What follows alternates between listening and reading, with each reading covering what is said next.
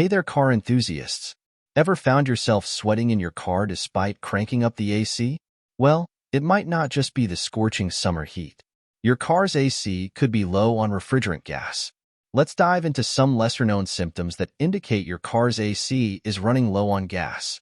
First off, if your AC is blowing warm air instead of that refreshing cool breeze, it's a telltale sign of low refrigerant. You hop in your car on a hot day, expecting instant relief, but instead, you're met with warm or barely cool air. That's not just annoying. It's a clear sign that your AC system might be running low on gas. The refrigerant is what cools the air, so without enough of it, the system can't do its job properly. Another symptom is when the AC takes longer to cool the car. Imagine you've been driving for 15 minutes, and the cabin is still not as cool as you'd expect. This delayed cooling can be due to insufficient refrigerant, which means your AC system is struggling to reach and maintain the desired temperature. You might also notice that your AC cycles on and off frequently. This is because the system is trying to maintain the temperature, but without enough refrigerant, it has to work harder and more often, leading to rapid cycling. This isn't just inefficient, it can also wear out your AC components faster. Now, let's talk about strange noises. If you hear a hissing or bubbling sound coming from the AC, it could mean there's a refrigerant leak. These sounds are often the result of the refrigerant escaping from the system. You might not always hear it inside the car, but it's definitely something to listen for when you're parked with the engine off. Another symptom that's often overlooked is ice on your AC components.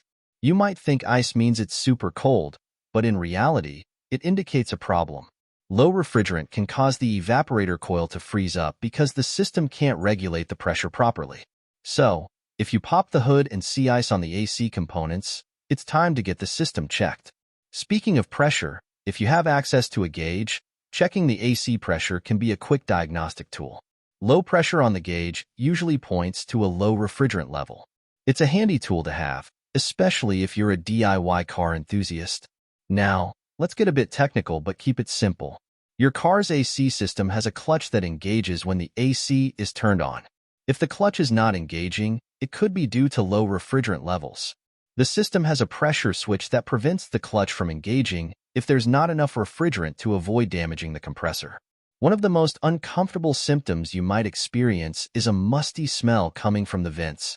This can happen because low refrigerant can lead to moisture buildup within the system, causing mold and mildew to grow. Nobody wants to deal with that smell, especially when you're just trying to cool off. Finally, if you've noticed an increase in your fuel consumption, your low AC refrigerant could be a culprit. When the AC system is struggling due to low refrigerant, it can put extra strain on the engine, causing it to use more fuel. So, if your wallet's feeling lighter after every gas station visit, this might be a reason. So, what should you do if you notice these symptoms? It's best to get your car's AC system checked by a professional. They can properly diagnose the issue, check for leaks, and recharge the refrigerant if needed. Remember, working with refrigerant can be dangerous if you're not experienced, so leaving it to the pros is often the best route. Now, let me ask you this. Have you ever experienced any of these symptoms with your car's AC? How did you deal with it? Share your stories in the comments below. I'd love to hear your experiences and tips. And don't forget to like, share, and subscribe for more car maintenance tips and tricks. Stay cool out there.